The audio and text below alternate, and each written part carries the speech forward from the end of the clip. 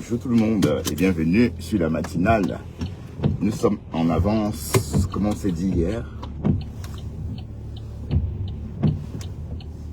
Parce que en Flandre, il y a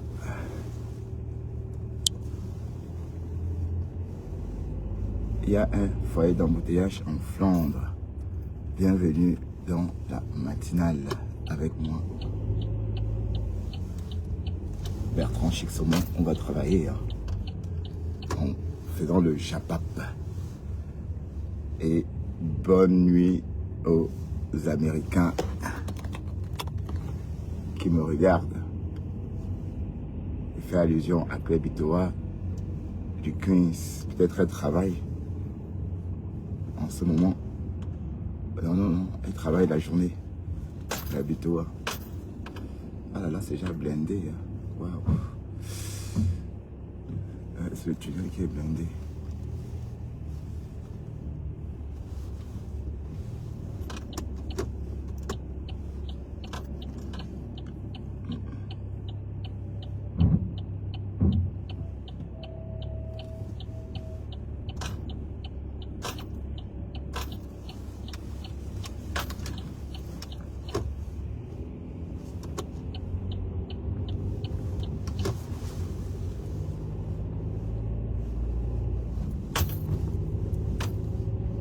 Il n'y a que les riverains qui connaissent ce passage.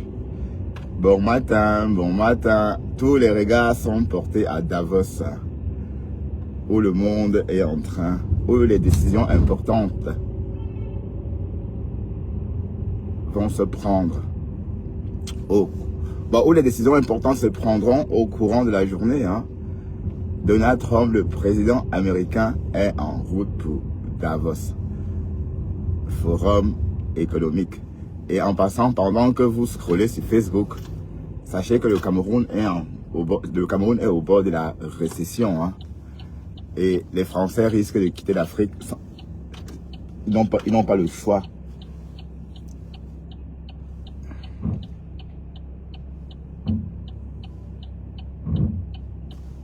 Merci. Ils n'ont pratiquement pas le choix. Parce que le CFA est en train de... L'argent que les Africains cotisaient au Trésor français, les Africains, ce fonds-là n'arrive pas à suivre. Donc du coup, ce sont les Français qui doivent devoir payer. Et qui dit Français veut dire les Français. Vous les résidents français. Donc je ne vois pas comment les Français vont survivre à cette histoire de CFA. Ben oui, parce qu'il y a quelque chose qui est en train de se cramer. Le déficit est tellement énorme. Le budget du Cameroun est tellement... La dette. Maman, on prête aux Chinois pour rembourser aux Français. Et on parle des milliards.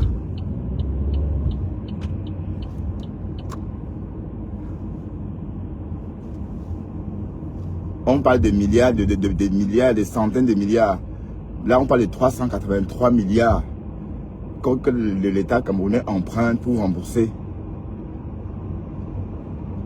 Enfin, bref, un vrai casse-tête chinois. Restez là et parlez des écans. Dis que le Cameroun, machin. Et sachez que le CFA, la monnaie ghanéenne, est presque en hausse par rapport au dollar. Le C10, maman. Donc aller au Ghana maintenant coûterait tellement cher. Un C10 ghanéen est pratiquement $1 en ce moment, à cause de l'or. L'or est devenu une valeur sûre. C'est plus une valeur refuge comme on disait autrefois, mais c'est une indice. C'est indice financier désormais à part entière. Donc du coup, ça fait grimper la valeur du C10. Et on est là, dans le CFA.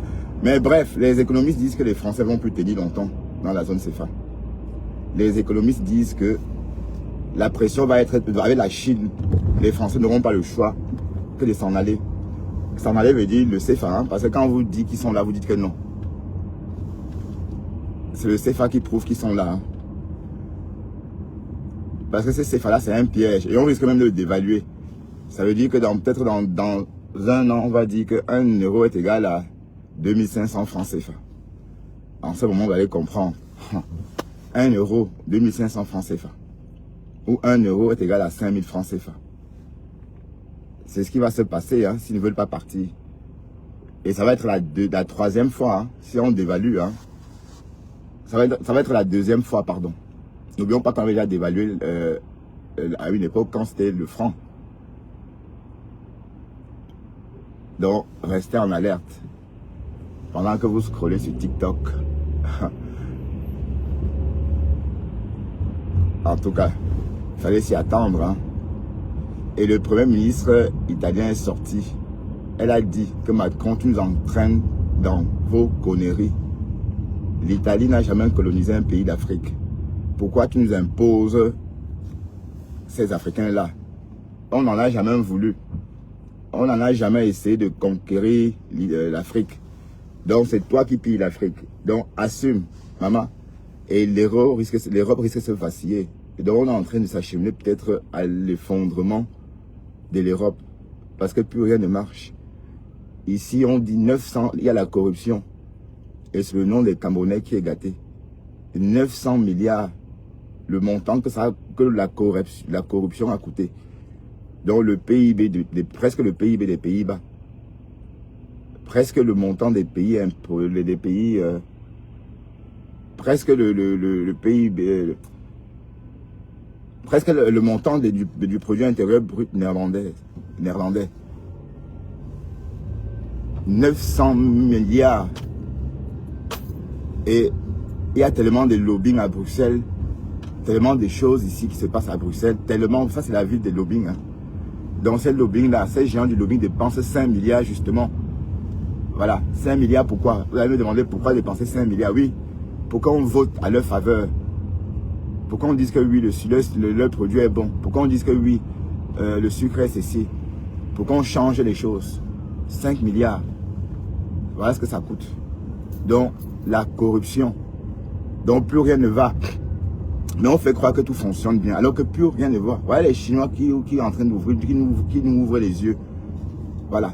900 milliards de corruption. Hein. Et on est là, on dit que oh, la corruption, elle montée, descendue. C'est ici. Et ça n'avance pas. C'est là. C'est tellement compliqué. On a la traîne. Maintenant, vous voilà, il veut maintenant que les Latinos importent, envoient leurs céréales ici en Europe. Pour faire la concurrence aux agriculteurs qui produisent leurs produits. Vous savez comment? Allez, tout le monde connaît le prix, le coût de la production en Europe. Est-ce que le prix de la production est pareil comme en Argentine? Est-ce que c'est pareil comme au Brésil? Non. Mais comment est-ce qu'un agriculteur européen peut être en compétition, peut rivaliser un agriculteur latino? Jamais. Parce que c'est même la nature. Allez, ils ont le terrain, la main d'œuvre est bon marché. Hein? Ils peuvent utiliser les produits qu'ils veulent. Alors qu'ici, on te dit que non, tu ne vas pas utiliser ceci. Non, ça, tu ne vas pas faire. Ça, tu ne vas pas faire. Tes grains, tu vas les pousser, ils vont pousser à l'ouest. Non, parce que si ça pousse au sud et nord, c'est interdit. Voilà. Avec ces lois-là, on ne sait même pas s'en sortir. Voilà. Donc, et voyez. Donc, vous dites que quoi? C'est le lobbying. Donc, voilà la corruption. Tout le monde voit que c'est flagrant. Hein? Oui, mais dites-moi, on n'a pas besoin de faire géopolitique ou encore de faire la politique pour comprendre que c'est pas bien. Mais comment vous voulez laisser créer une concurrence déloyale? Oui, parce que le lobbying a payé et ils vont dans ce sens-là, ils s'en foutent. C'est pas pour nous les Européens qui le font. Hein. Ben oui, parce que je dis nous les Européens, parce que j'ai un passeport européen dans la poche. C'est pas pour nous les Européens, c'est pour faire plaisir à ce lobbying-là. Non, dites-moi pourquoi vous voulez le Mercosur, dites-moi pourquoi vous voulez qu'on laisse les agriculteurs argentins, latinos, faire la concurrence avec les agriculteurs européens. Et je vous rappelle que chaque jour, un agriculteur européen se suicide parce qu'il n'arrive pas à suivre. Il a des dettes et les lois veulent sa mort. Les normes, sans compter qu'on le surveille, son chef tel comme on surveille un bébé dans son lit. Ben oui. Mais les autres, à l'autre bout du monde, on ne les fait pas ça. Hein. Vous voyez à quoi c'est déloyal. Donc c'est tout ça. Donc c'était un exemple. Hein. Je peux passer la journée à vous citer, à vous dire que la corruption. Mais sachez que l'Europe va s'effondrer. Parce que c'est que le ton du Premier ministre italien, la dame là, ça allait. Et voilà Emmanuel Macron. Donald Trump est en train de l'insulter. Donald Trump est en train de lui dire, écoute, je n'ai rien à parler, je n'ai rien à dire. L'élève de Brigitte et moi, nous n'avons plus rien à nous dire. L'élève de Brigitte, c'est comme ça. Ah, Emmanuel Macron. Il y a un clash en ce moment entre Emmanuel Macron et Donald Trump. Un clash sans merci. Mais Donald Trump, c'est un clasheur, hein. Oh. Et c'est nous qui sommes gâtés sur.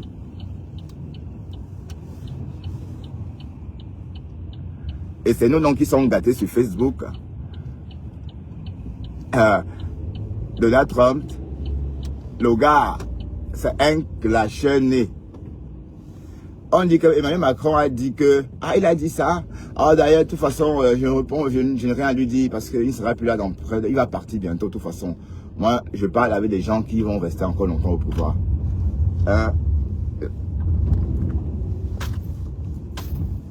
Parce Emmanuel Macron s'est réveillé un matin avec l'œil du tigre.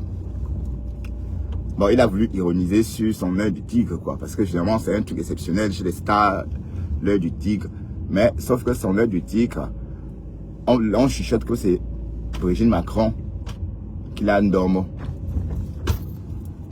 Ndormo veut dire taper, hein.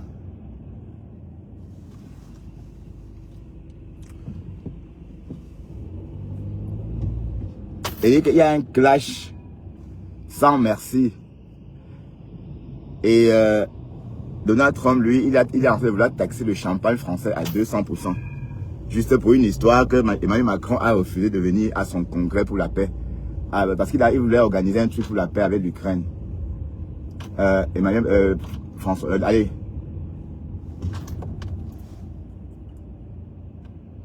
Il traverse quoi. Je le voyais pas moi. Hein. Ils sont naïfs ces gens. Je pouvais le buter comme ça. Bon, sauf que c'est un reflet que j'ai à chaque fois au passage côté. Même s'il n'y a personne, je freine. C'est ça, c'est un reflet que tout conducteur doit avoir. Donc, il ne faut pas prendre l'habitude de traverser les passages côtés comme ça. Même s'il n'y a personne, il faut toujours avoir le reflet. Donc, comme Emmanuel Macron a refusé de venir à sa réunion, hein, parce qu'il a organisé une réunion avec ses amis pour la paix. Emmanuel Macron a dit qu'il ne vient pas. Et on lui a dit qu'Emmanuel Macron a dit qu'il ne veut pas. Il dit, ah bon, il ne vient pas? D'accord, je vais taxer le champagne français à 200%. Là. Il est allé taxer. Hein. 200%. Waouh, Donald Trump et la politique spectaculaire. Ah là là. Mais qu'est-ce qu'il va faire avec le Groenland? Qu'est-ce qu'il va faire avec ça? Les pierres rares, là. Les pierres rares. Ah, j'ai bien dit quoi? Les pierres rares. Allez, maintient notre technologie de pointe. Et c'est ça que Donald Trump recherche au Groenland. Mais sauf qu'il oublie que ces pierres rares-là, même s'il réussit à les avoir au Groenland, c'est en Chine, pour le moment, qu'il faudra aller les raffiner. Mais bon, ceci étant dit, ça ne sera même pas maintenant, c'est peut-être dans 20 ans, 30, 20 ans. On dit certains géologistes. Hein.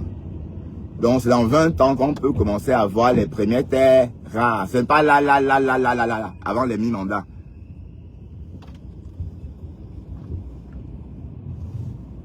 Ouais, faut.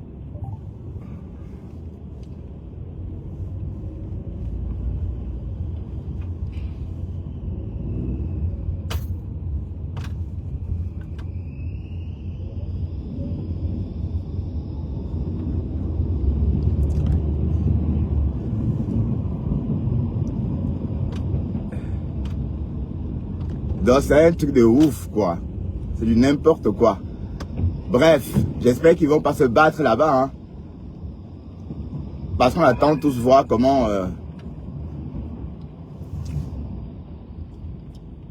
on attend tous voir comment Donald Trump va traiter Emmanuel Macron. Parce qu'il n'arrête pas de dire que c'est mon ami. Sauf que, oui, you know, le gars là, le type là, c'est un clasheur, mais il a l'air moribond, mais il est toujours en forme, hein, Donald Trump. Mais ce qui est marrant, c'est que je suivais déjà Donald Trump à l'époque. Bon, surtout ses histoires avec sa femme, Ivana Trump, quand on était adolescent. Oui, parce que comme j'étais friand des... Bon, c'était notre Facebook de l'époque, hein. Pour ceux qui... pour les jeunes, vous ne pouvez pas comprendre de quoi je parle. C'était notre Facebook de l'époque. Des journaux, des podiums, des titres qui s'appelaient podiums, des petits journaux, enfin, des trucs d'ado, quoi. Et constamment, la femme de Donald Trump, la toute première femme, Ivana Trump, à l'époque, faisait déjà la une de ces journaux-là.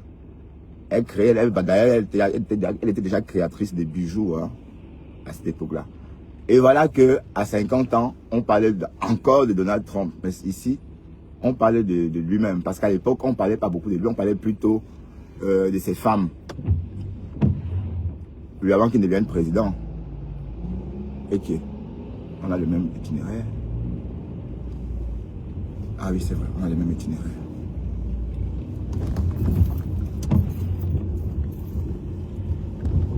Est-ce qu'on va récupérer?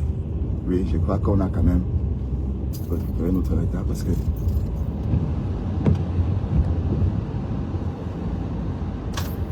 qu'on est quand même loin. On est quand même loin de... On a déjà traversé le sud de Bruxelles. Nous sommes déjà presque dans l'ouest. Nous sommes dans l'ouest de Bruxelles. On a traversé la gare de l'ouest et on s'achemine vers le diffuseur d'autoroute. Voilà. Donc, il fallait prendre l'avance, hein, comme j'ai dit hier, parce que le trajet a changé. Enfin, pas changé, les limitations de vitesse ont changé. Donc, du coup, je dois adapter mon heure de départ.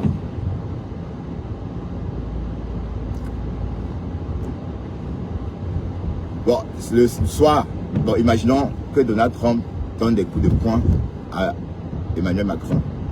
Mais Emmanuel Macron, je crois qu'il est en fin de carrière. Oui, parce que le clash qu'il est en train de subir de l'intérieur même de l'Union, il dit que les bandits, mes gens, la corruption, hein, la corruption. Et un matin, on va se réveiller. Vous allez vous réveiller un matin, cette année d'ailleurs, hein, vous allez entendre parler de l'euro numérique. L'euro numérique. Retenez bien ce nom-là, l'euro numérique. Ça va bientôt faire partie de votre portefeuille électronique. Donc l'idée, c'est de évacuer le cash. Donc, en fait, selon les projets de Christine Lagarde, hein, parce que Christine Lagarde a pondu ces œufs-là quand elle était encore en fonction. Elle a encore une autre. Oui. Elle a pondu ces œufs-là quand elle était en fonction. Ça veut dire que en 2027, tous les Européens vont devoir utiliser l'euro numérique. On va plus s'adresser aux banques. La Banque européenne va prêter directement, va vous donner directement l'argent que vous allez dépenser. Et tout va se faire que de façon numérique. Voilà, donc ça c'est ce qui est vraiment en cours de préparation, hein, et c'est un projet qui se prépare depuis 2023. Et la phase définitive, va être 2027. Donc en coulisses, on prépare ça parce que les Chinois ont déjà 270 millions d'utilisateurs qui utilisent le yuan numérique. Les Chinois sont, en Chine, c'est depuis 4 ans en fait que les Chinois ont déjà eu accès à ça. Donc, et les Européens sont en train de vouloir se mettre à jour. Et là, ça va être des grands changements. Il y aura des grands changements. Mais n'oublions pas, gardons en tête que c'est le déclin en Europe. Hein, parce que je ne vois pas comment l'Europe va s'en sortir avec... comment l'Europe va faire face au développement fulgurant de la Chine. Parce que la Chine est en train de se développer à une vitesse. Et voilà que la Chine aussi a créé son avion. Donc pendant des années, Boeing et Airbus ont étouffé tout le monde sur le marché. Ils ont étouffé tout le monde pour rester. Hein, parce que n'oublions pas que sur le marché Airbus, sur le marché des avions, il n'y a que Airbus et Boeing. aucune autre entreprise, aucune autre société n'a pu s'accrocher au marché. Bon, si je fais allusion à Bombardier, par exemple, qui s'est écrasé, la compagnie chinoise, russe s'est écrasée, et la brésilienne aussi, ainsi de suite. Donc, du coup, il nous reste qui gouverne le marché? Boeing et Airbus. Et ils se partagent les parts du marché. Voilà que les Chinois entrent en scène en créant leur propre moteur. Donc, du coup, ça va changer la donne. Donc, ce qui va se passer, c'est que les pays d'Afrique vont commander des avions 2 fois moins chers à la Chine. Bah oui. Vous avez un peu compris, non? Donc, le monopole là est en train... Le monopole est en train de se dissoudre. Non, et je rappelle que les Chinois ont fait ça. Qu'est-ce qu'ils ont fait? Ils ont acheté un Airbus de Boeing. Flambant neuf. La dernière version. Hein. Mais ce Airbus-là n'a jamais volé. Ils ont donc commandé cet Airbus-là. Ils ont désossé. Ils ont copié pièce par pièce, pièce par pièce.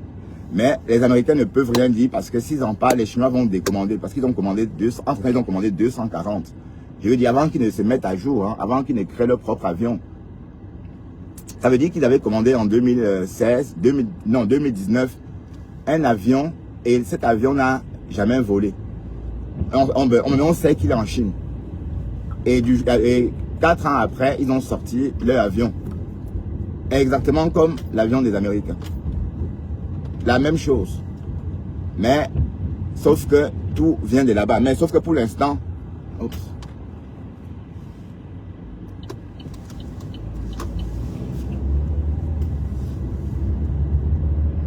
bon, sauf que pour l'instant, cet appareil-là vole encore avec des moteurs européens.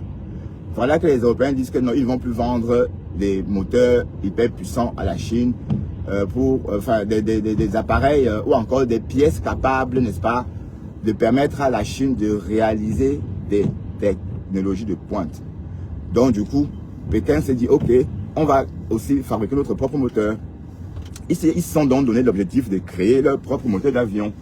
Et c'est ces moteurs d'avion-là que les Chinois ont donc créé. Bon, comme je disais tantôt par rapport à l'avion. Donc l'avion, en fait, n'a jamais volé. Et les Chinois ont désossé. Et d'un côté, les Américains ont fermé la bouche parce que si les Américains font les problèmes avec Pékin, ils vont décommander les 240 avions qu'ils avaient commandés. Donc l'argent, hein. Bref, les Chinois, aïe hop, aïe hop, aïe hop. En tout cas, bientôt, on va tous parler le mandarin. Donc, je cherche activement mon professeur de mandarin. Et quand je pense qu'il y a quelques années, j'ai parlé avec des jeunes filles. Elle disait que oui, je fais le mandarin. Elle appelait le chinois carrément. Moi, je rigolais. Je disais, quoi? Tu as fait quoi avec ça? Voilà. Et ça voudrait dire quoi? Ça voudrait dire que les Chinois sont plus avancés. Les Chinois sont plus intelligents que nous, les Européens. Enfin, quand elle dit nous, ça veut dire nous, y compris les Africains qui étudient encore à la version africaine, européenne. Pour bien comprendre, la journée d'un petit Chinois, la journée d'un petit Chinois commence à l'école dès 7 h du matin. Et s'achève à 9 h du soir. Donc, c'est un parcours de combattant. Après l'école, il y a encore l'école. Après cette école-là, qui est une deuxième école, il y a encore quelque chose. Ainsi de suite. À 9 h, l'enfant arrête tout. Et demain, c'est reparti. C'est comme ça. Il commence comme ça dès le bas âge. C'est pourquoi un petit Chinois, quand il arrive en Europe, par exemple, à l'université de la Sorbonne, un petit Chinois de terminale, quand il arrive, la première année, il s'ennuie. Il s'ennuie à la première année. C'est à la fin de la deuxième année que le petit Chinois de terminale commence à capter un peu ce qu'on découvre. Il commence à apprendre des choses. Mais sinon, la première année, deuxième année, premier trimestre, deuxième trimestre, il s'ennuie. Parce que il a déjà vu ça. Il a déjà parlé de ça dans son cursus passé. Enfin, il a déjà eu affaire à ça. Il a eu déjà à traiter ce genre d'équations. Donc, ça se ressent même dans la façon dont les ingénieurs chinois sont en train de se développer. C'est l'intelligence. Et ce sont des enfants, ce sont des jeunes. C'est pas des vieux, c'est pas... Bon, ce sont des gamins de 30 ans, 25 ans. Mais des hyper ingénieux parce que ils ont... Voilà, donc ça paye en fait. Donc ces enfants-là qui en 2000 se réveillaient chaque matin, comme je disais tantôt là, pour aller à l'école, et l'école s'achevait à 21h. Enfin, je veux dire, l'occupation journalière. Voilà. Et c'est pas pour jouer, non. Il y a très peu de place pour le jeu dans la vie d'un petit enfant chinois. Et résultat, à 26 ans après, le résultat est là. Donc, et alors que nous en Europe, on n'investit même pas sur l'éducation. Hein, les enfants décrochent. Hein, c'est pas, allez, plus rien ne va. Ah, il est 8h06 et nous sommes à l'heure parce que... Attention, R0 trafic perturbé, vitesse moyenne 30 km/h. Ah oui, d'accord. Merci madame.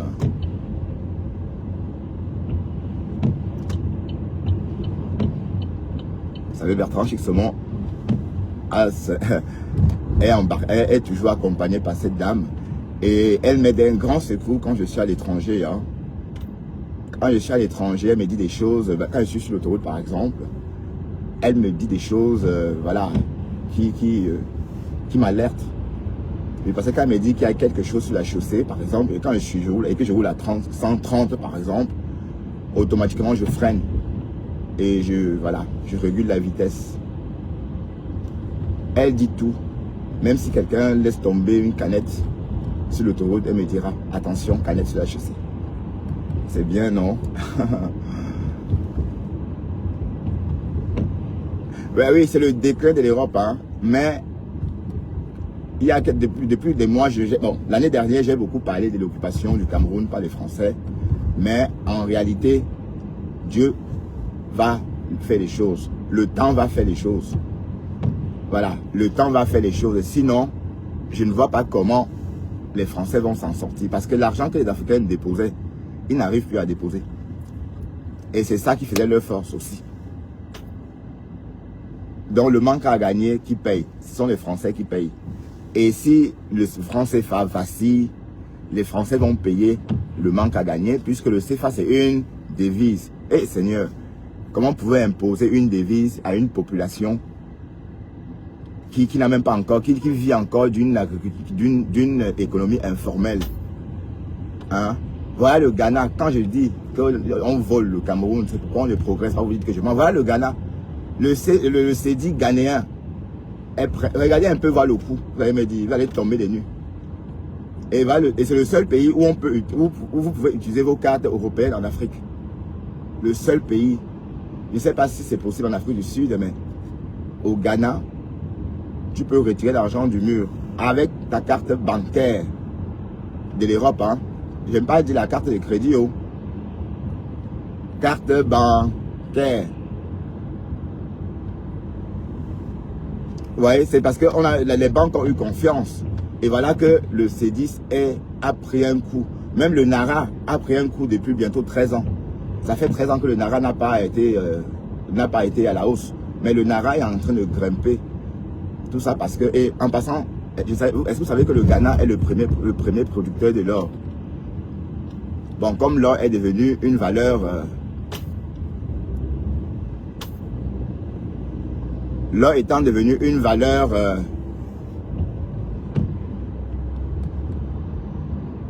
financière à part entière désormais. Donc du coup, oui, parce qu'avant les réserves ne considéraient pas l'or comme l'argent. Donc tu ne pouvais pas t'endetter avant si tu avais que de l'or. Parce qu'en plus de l'or, il fallait avoir un capital en cash. Parce qu'on considérait toujours l'or comme une garantie. C'est pas l'argent, mais voilà, c'est garant, on peut tout vendre à tout moment. Voilà, donc on tolérait ça, mais désormais, on n'a plus besoin de cash. Ça veut dire que tu peux, par exemple, garder ton or et conclure des marchés signés en or. Ça veut dire que tu n'as plus besoin, par exemple, du dollar.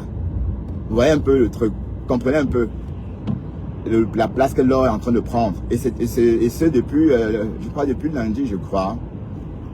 c'est depuis lundi que c'est possible. Donc cette nouvelle a fait flamber, a boosté le C10, la monnaie ghanéenne, étant donné que le Ghana est le premier producteur de l'or. C'est bon, hein? C'est très intéressant pour le Ghana. Ça veut dire que le C10 ghanéen est à la hausse. Ça a connu une hausse de 43%, comme ça. Et je vous rappelle qu'au début de sa création, enfin, à une époque, le C10 a été à $1, hein. Il y a eu la parité. Et quand je vous parle du Ghana que j'ai connu en 96, j'ai traversé le Ghana en 96 quand j'allais en Côte d'Ivoire. On est d'accord? Pour acheter une bouteille d'eau, un sachet d'eau, il te fallait beaucoup de jetons. Aïe, Seigneur. Et on vous dit qu'aujourd'hui, un C10 est presque l'équivalence de $1. Parce que le pays s'est restructuré. Le pays a progressé. Le pays... Waouh! Ben oui. Et nous, on est là, on a la corde au cou. Mais cette bombe-là va exploser bientôt. Oui, parce que le Cameroun est trop endetté. On peut pas... allez, quand tu commences déjà à prêter 383 milliards pour rembourser les intérêts d'une dette, la dette est toujours là. Hein? Donc, les 383 milliards que tu te prêtes là, c'est pour rembourser les intérêts d'une dette. Donc, c'est un gouffre sans fin. Et les Français ont le même problème. Voilà. Donc, heureusement qu'il y a le Gabon, heureusement qu'il y a le Gabon, il y a la Côte d'Ivoire, il y a le Sénégal. Oui, parce que les autres, le Mali, le Burkina Faso et le Niger sont exclus. Donc, ils ne font plus de dépôt. Donc, on ne les considère plus. Même, je ne sais pas s'ils utilisent encore le CFA. Mais en tout cas, la Banque centrale européenne ne les considère plus. Est-ce que vous comprenez un peu que ça c'est en train de se vaciller? Et parce que dès lors que les grandes boîtes comme Carrefour s'installent, hein, ils font pression sur les Camerounais, sur leur consommation. Hein. Ils font pression sur leur consommation et plus on fait pression et l'inflation arrive aussi hein, par là. Hein. Pourquoi? Parce que les Camerounais ne sont plus capables d'acheter toutes ces choses-là qu'on importe de l'Europe pour les vendre. On est d'accord? Oui, parce que, bon, imaginez un instant que Carrefour...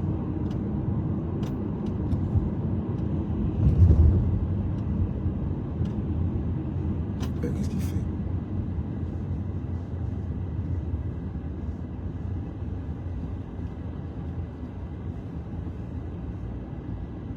Oui, Carrefour, c'est une multinationale, d'accord?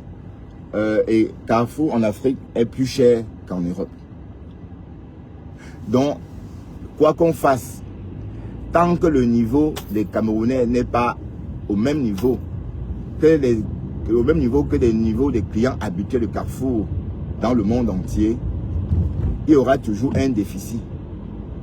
Pourquoi? Parce qu'à la base, Carrefour, c'est un magasin où on va acheter les produits de première nécessité. Ce n'est pas un magasin pour, n'est-ce pas, exploiter une population déjà pauvre. Voilà, donc cette tension-là, créée par ces grandes multinationales, pousse tout simplement le système à craquer. Oui, parce qu'on ne sait pas suivre. Personne ne peut suivre. Même moi, je ne sais pas suivre. Donc, je vais dire, pourtant, je viens en Europe. Je vais dire, quand je vais au Cameroun, par exemple, ce qu'on me vend à Carrefour là-bas, hein, jusqu'à vendre une boîte de fromage qu'on vend ici à 3 €. Le fromage blanc, que vous connaissez tous. Ici, ça coûte 3,80 €. Carrefour vend ça à 12 €. Même si on fait n'importe quoi, le système va finir par craquer. Donc, le but, c'est que le système craque et que les Français et que le CFA tombe. Les Camerounais vont partir de zéro. Comme ils auront dû faire et créer leur monnaie. Voilà. Il y aura des hauts et des bas.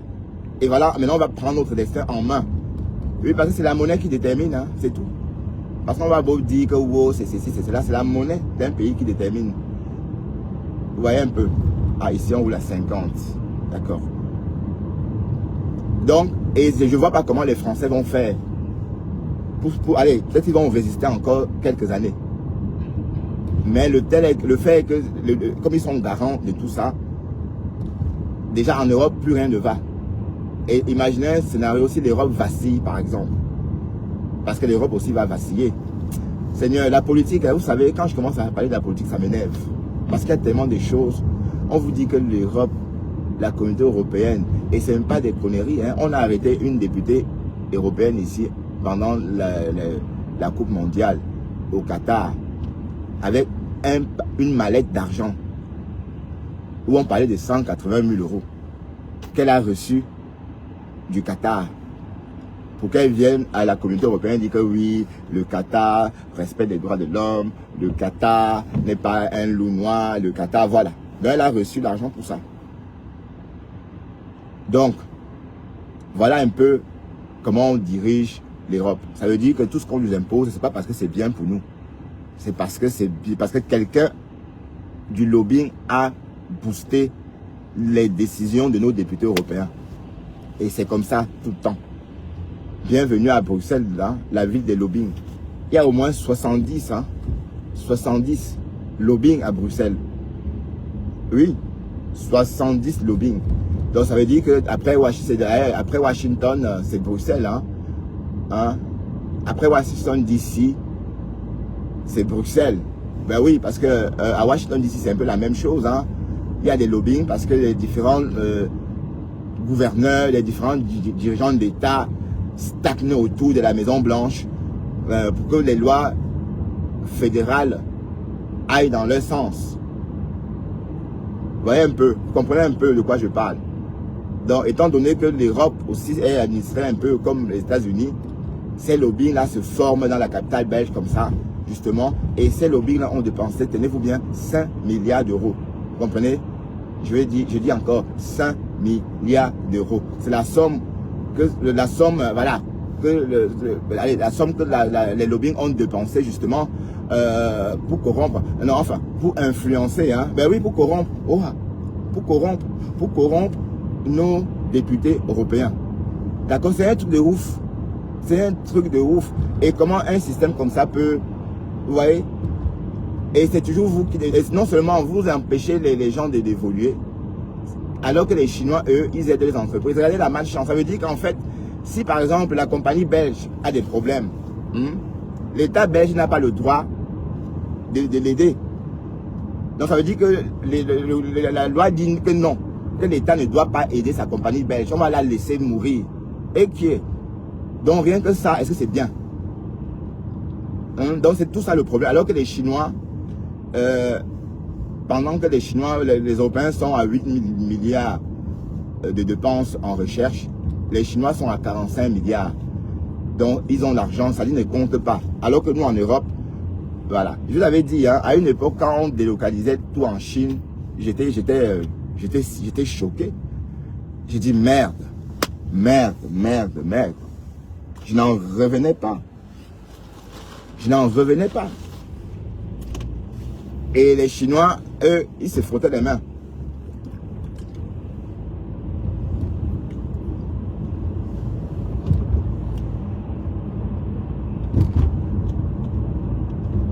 Non, l'Europe va tomber. Vous savez, le système est pourri. Parce que la corruption qui gangrène la Commission européenne. La corruption. Et vous avez remarqué, à chaque fois quand ils finissent, ils atterrissent dans les banques. Après leur mandat, ils ont toujours un poste, hein, dans les banques. Voilà. Donc, alors, vous voyez bien qu'ils sont trop compromis. Vous voyez? Donc, le lobbying, c'est ça. Donc, la politique, c'est comme ça. Donc, on arrête de faire comme si la corruption était uniquement en Afrique. Non. J'ai dit bien, la corruption a coûté 900 milliards d'euros. Oui, 900 milliards d'euros aux députés. Bon, c'est pas moi qui le dis, ce sont les chiffres. Hein. Ce sont les chiffres. Ce sont les chiffres. D'accord? Et comme j'ai dit avant, mettez-vous au mandarin. commencer à apprendre le mandarin. Oui, parce que tu portes à croire qu'étudier en Chine fera de vous un ingénieur brillant. Ah ben oui. Parce que jusqu'ici, on a toujours mis en avant Harvard, Yale, la Sorbonne, Université libre de Bruxelles, bref, les universités européennes et américaines, bon, sans oublier Londres, l'Angleterre aussi, hein, voilà. Mais si on part du principe que la Chine est en train de se développer à une vitesse V et que ce sont des jeunes ingénieurs qui sont responsables de ça, ça voudrait dire qu'ils ont été bien formés. Et comme je vous ai dit, le cursus des Asiatiques en général, hein, et même quand tout à l'heure je vous ai donné le programme d'un enfant chinois, c'est pareil en Corée du Sud. Le petit Coréen du Sud a le même programme que le petit Chinois. L'école, c'est dès 7 heures et ça s'enchaîne, ça s'enchaîne, ça s'enchaîne, ça s'enchaîne jusqu'à 21 heures. Voilà. Et il y a des sports dedans. Hein.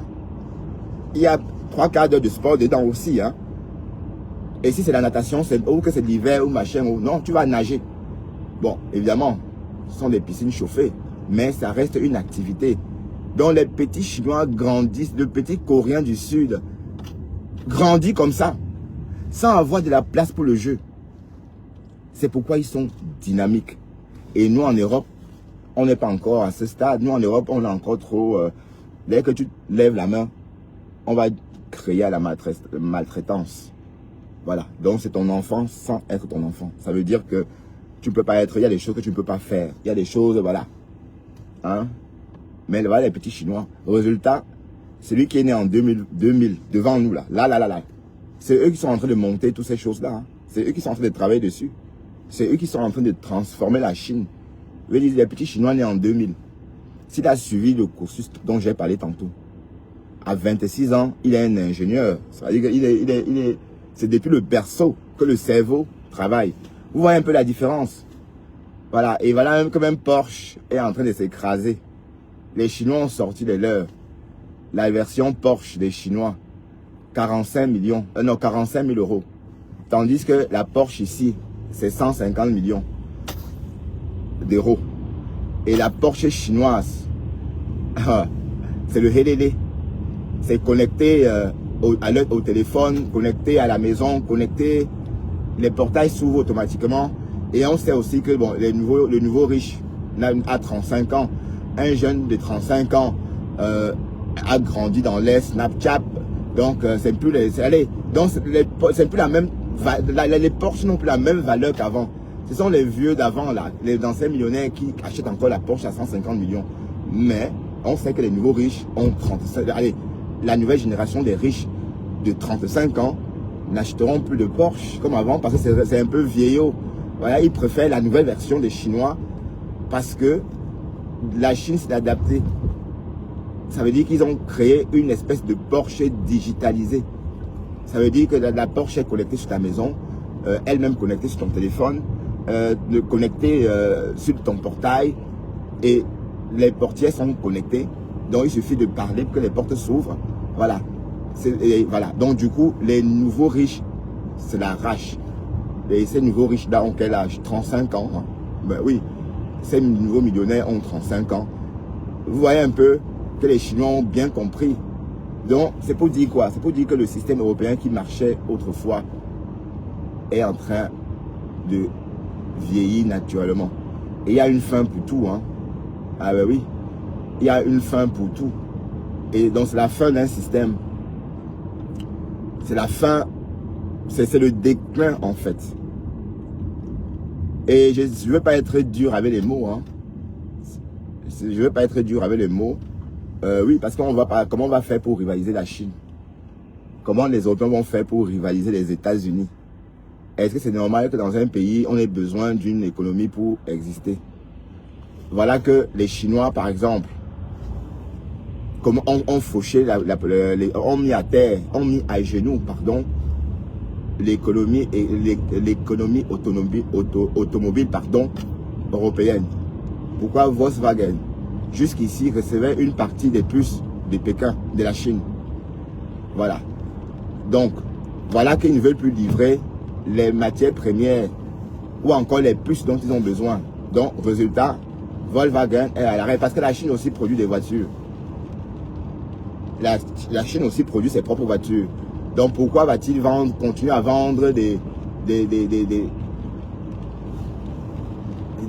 composants importants à un pays qui... Allez, vous voyez un peu, vous comprenez un peu pourquoi. Donc, ça va continuer. Ça va aller dans tous les sens. Ça va aller crescendo. Vous voyez? Parce que jusqu'ici, allez, avant, on se moquait des Chinois. Et ça a même fonctionné. Souvenez-vous que même en Afrique, on disait que ah, les Shintok, oh, les chinoiseries. Jusqu'à on a même intégré le mot chinoiserie dans notre vocabulaire pour se moquer de quelque chose. Vous vous en souvenez? Voilà. Donc, c'était tout ce qu'on pouvait faire en Europe. Le clash. Voilà. Mais sauf que ce clash-là ne bluffe plus personne puisqu'on voit de nos propres yeux. Voilà. Donc, voilà pourquoi tout change maintenant. Oui, parce qu'autrefois, pendant que les Chinois étaient en train de se préparer, on se moquait d'eux, on insultait ce qu'ils faisaient. Mais ça les a permis de se peaufiner, maman. Maintenant, ils ont commencé. Vous voyez. Voilà. Donc, vivons et assistons progressivement à l'essor de l'Asie. Hein. Oui, parce que l'Inde aussi. L'Inde est en train d'arriver aussi. Hein, parce que l'Inde est en train de fabriquer ses propres voitures déjà. L'Inde aussi a des pierres rares. Hein. Et les pays qui ont les pierres rares sont en Asie. Hein. Il y a le Pakistan, il y a l'Inde, il y a la Chine. Mais sauf que le Pakistan a voulu vendre ses pierres rares aux États-Unis. Les Chinois ont contré. Bref, la géopolitique mondiale est en train de se transformer. Donc même ces conneries-là de Davos sont des conneries. Pourquoi? Parce que tout se passe en Chine désormais. Mais oui, parce qu'on nous a vendu un modèle jusqu'à nous vendre les t-shirts Nike de 3 € à 30 à 50 €, 80 €. Hein? Pendant des années, ça a marché. Heureusement, voilà. Les Chinois sont venus knock. Voilà. Grâce à l'informatique, ils ont knock. Ils sont allés. Allez, quand je dis knock, c'est quoi? C'est Alibaba, Temu. Donc, grâce à Alibaba et Temu, désormais, on peut être en contact direct avec ces fournisseurs-là. Alors qu'autrefois, c'était gardé comme un secret de polichinelle. Voilà. Donc, les Chinois ont d'abord fait ça pour gâter. Voilà. Qui va encore? Voilà. Les magasins sont en train de fermer en Europe. Qui va encore acheter un vêtement au magasin? Qui a encore parti essayer un vêtement au magasin? Personne.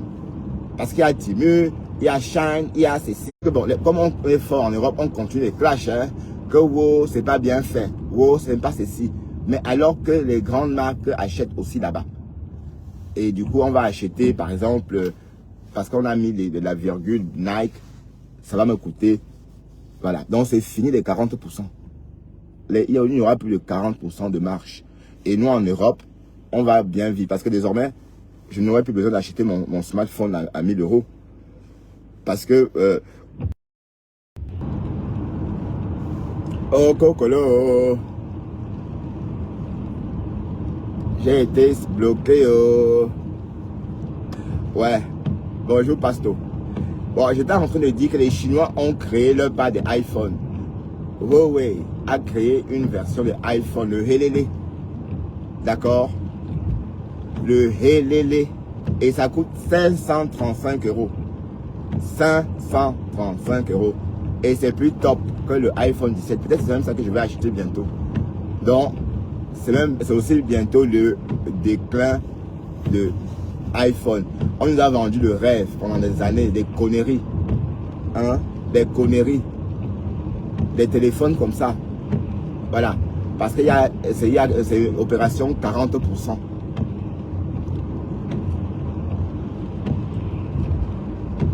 Non, l'Europe, c'est le déclin. Ça doit pas, ça ne fonctionne plus. Il y a trop de corruption. Trop de corruption, maman, trop de corruption.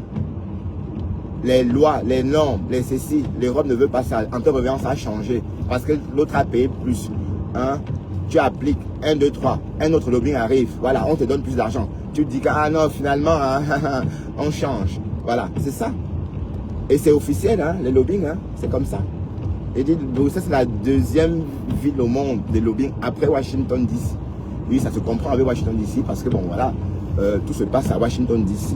Tous les États se groupent là-bas pour influencer les décisions venant de la Maison Blanche. Donc, c'est le même mécanisme. Et voilà. Donc, résultat, plus rien ne va. Donc, ce n'est pas pour nous qu'on travaille. C'est pour eux, ils travaillent pour eux-mêmes. Hein? Parce que l'histoire du Mercosur, c'est la preuve que, franchement, les personnes qui décident pour nous là-bas à Bruxelles ne comprennent même pas ce qu'ils disent. Comment ils veulent laisser les latinos vendre leurs céréales, leur bétail ici en Europe, alors que ce n'est pas les mêmes conditions de production, alors qu'ils ne respectent pas les mêmes règles de production. Et ici on interdit des choses, ça veut dire que c'est eux qui choisissent, ils choisissent même le calibre des graines que tes animaux doivent manger. Hein? Même l'eau qu'ils doivent boire. Ils vont jusqu'à choisir même leur position par rapport au soleil. Bref, plein de choses. Alors qu'en Amérique latine, ils s'en foutent. À quel moment ils vont suivre? Non. Donc, et après, ils vont fermer tous. Et il n'y aura plus d'agriculteurs en Europe. L'Europe va devenir une région sans vie. Parce que s'il n'y a pas d'agriculteurs, il n'y aura plus de vie. Hein? Parce que c'est l'agriculture qui donne la vie à un pays, à une région. Donc imaginez un scénario, le Mercosur s'installe. Et comme je dis, si on laisse ça, les agriculteurs européens n'ont même pas un an pour fermer boutique. Pourquoi? Parce qu'ils peuvent pas. Moi j'étais en Amérique latine. Vous parlez de quoi? J'ai vu en Argentine des champs de blé à perte de vue. Des ranches, maman, à perte de vue. Hein? Et ben voilà. Et ils ne peuvent pas rivaliser. Et voilà, même quand on manque de poulet. Ce matin, je me suis réveillé, on dit que les Français manquent de poulet. Parce qu'ils ne veulent même pas, ils ne veulent pas qu'on crée des poulaillers. Et d'un côté aussi, les Français, il faut comprendre hein, qu'eux, ils ne donnent pas aussi le choix. Parce que là, parlons vrai. Il y a aussi beaucoup de contraintes en France, hein, en Europe en général. Voilà que les citoyens français ne veulent pas qu'on ouvre des poulaillers dans leur commune. Voilà. Mais sauf que là, c'est juste pour gâter. Parce qu'à la base, c'est une grande... C'est une usine. Hein, si on crée par exemple une usine sur un site industriel, en quoi ça gêne la commune? C'est juste l'idée. Voilà. Donc il y a certains riverains ou encore certains Français qui sont là seulement pour gâter. Voilà. Mais j'ai dit, hein, les Camerounais font exactement comme les Français. Hein. Parce que quand on interdit par exemple ce monsieur d'installer son poulailler industriel, c'est aussi par jalousie. C'est juste pour gâter. Voilà. Et quand on veut importer de l'étranger, ça fait aussi un problème. Voilà, donc c'est tout ça la controverse. Mais ce que je voulais dire, c'est que si les Européens rentrent dans le Mercosur, comme ils sont en train de prétendre, c'est que dans 10 ans, il n'y aura plus d'agriculteurs en Europe. C'est que dans 10 ans, ça va être plus intéressant pour ces fermiers européens de s'installer aussi en Amérique latine. Résultat, ils vont aussi délocaliser. Hein. Ben oui. Ils vont aussi délocaliser la ferme en Amérique latine et produire là-bas. Et il n'y aura plus d'agriculteurs en Europe. Jusqu'au jour que la nouvelle génération, je vais dire peut-être 30 ans après, ça va fonctionner comme ça. Les agriculteurs qui sont partis vont être contents, évidemment. Parce que je vous rappelle que si par exemple un agriculteur européen, suite à ça, décide de partir s'installer là-bas, il débarque avec un gros capital. Puisque quand il va vendre sa ferme, ses actifs vont être largement supérieurs là-bas. Donc il va donc investir facilement et ça va être rentable jusqu'à le marché européen. Ah ben oui. Voilà. Jusqu'au jour où il y aura un problème et qu'on ne pourrait plus acheminer la viande en Europe. Il y a un problème qui va faire, c'est qu'on ne puisse plus acheminer les denrées justement en Europe. Que la nouvelle génération d'Européens va se réveiller et dire que on n'a plus d'agriculture. Comme ils font maintenant avec les Chinois. Wow, tout ça à cause de la corruption. Vous avez entendu? Corruption. À cause de la corruption. Le Mercosur, c'est parce que les personnes qui ont créé... Allez, le lobbying a été trop fort. Vous voyez, les membres de ce lobbying-là ont déployé l'artillerie lourde. Pourquoi on impose cette loi-là, cet accord-là aux Européens? D'accord? Donc, c'est pas parce qu'on aime les... Mais en quoi ça vend les Européens? Déjà, si tu veux manger le steak argentin, tu as le droit. Tu peux déjà acheter le steak argentin ici. Pourquoi forcément vouloir que ça remplisse le marché? Bon, je vais garer ailleurs parce que hier, j'ai eu une contravention. Oui, parce que je ne peux pas garer là-bas, mais on me dit pas où je dois garer. Je ne peux pas travailler et payer la contravention quand même.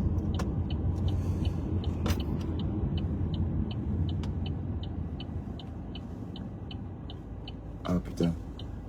J'essaierai de tenter la boîte, mais je ne pense pas qu'il y ait une place.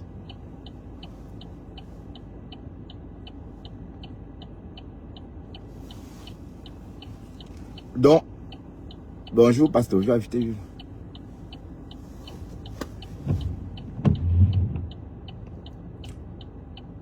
Le live s'est coupé.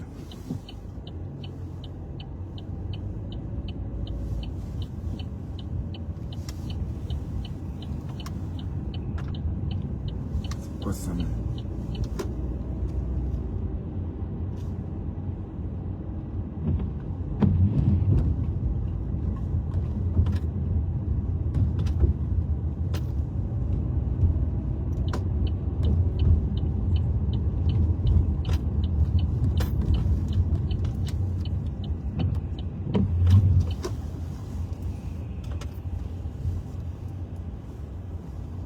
Je vais garer ici, hein.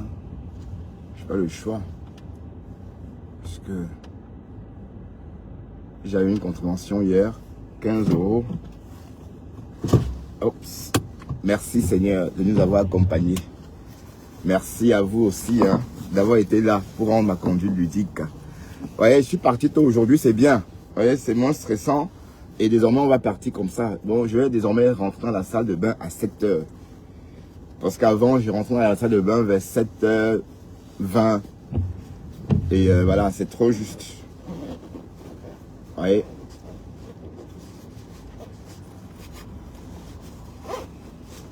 Ah, pasteur, ça va? Tu vas bien, pasteur supérieur? Mon frère. Oh, les histoires de Facebook. Johan est sorti. L'histoire de Johan là. Il a même montré son kiki. Qu'il a une kikinette. Ouais, le petit là, il me fait tellement rire. La nouvelle génération, oh, la nouvelle génération. Nous sommes des vieux, quoi. Non, on vous observe seulement, hein. Ouais, mais c'est vrai ce que tu as dit, hein. Ils ont voulu profiter de ce petit-là pour avoir les vues. Hein? Ils ont maintenant les... Mais c'est rien. Même s'ils ont 4000, ça va se calmer, non? Tu sais que sur Facebook, ces histoires-là ne durent pas à vie, hein. Ça va se calmer. Waouh, le pauvre Johan. Et quand il s'exprime, quand il raconte ça, c'est trop marrant. Il dit qu'il a... J'ai une kikinette. J'ai enregistré une partie, on va écouter ça plus tard. Waouh, Seigneur. Et Shakiro, elle est aussi là. Mais c'est vrai que je ne la suis pas. Hein. Et moi, je ne suis personne sur TikTok. Hein. Les coupures, c'est quand ça me retrouve sur Facebook. Hein. C'est quand ça me retrouve sur Facebook. Sinon, moi, personnellement, non. J'aime pas trop, j'aime pas ça. J'aime pas polluer mon esprit avec ça. Allez, sur ce, on se dit à tout à l'heure. D'accord? Et bonne journée à vous. Travaillez bien, si c'est le cas. Hein. Et voilà, si c'est fait, reposez-vous bien. Quant à moi, je vais gagner mon pognon. Je vais travailler mon avenir. Je vais sécuriser ma retraite. Sur ce, bonne journée et à très bientôt.